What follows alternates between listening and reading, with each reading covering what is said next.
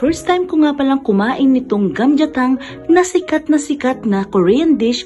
Dito lang yan sa Zubaji, located at Block 15, Lot 32-34, Phil-Am, Friendship Highway, Angeles City, Pampanga. So paano mga millennials?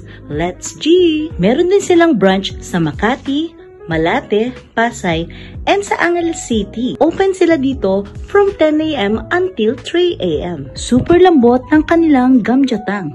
Melts in your mouth. To be honest, I'm not familiar with the taste of gamjatang, but it feels so good. Just in case hindi kayo familiar sa taste ng kanilang menu, feel free to ask sa kanilang mga staff.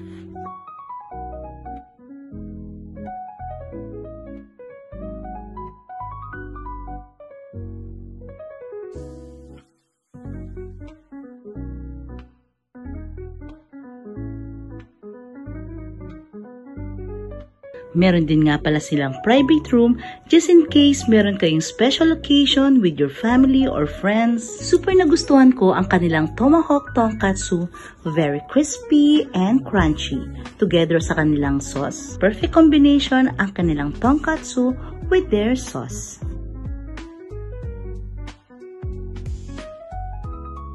Ang daming serving nitong bacon and cheese kimchi jeon. First time ko rin natikman ito guys. But since cheese lover ako, grabe, sobrang nasarapan ako dito. Super love ko itong teriyaki egg roll, inspired teriyaki and mayonnaise.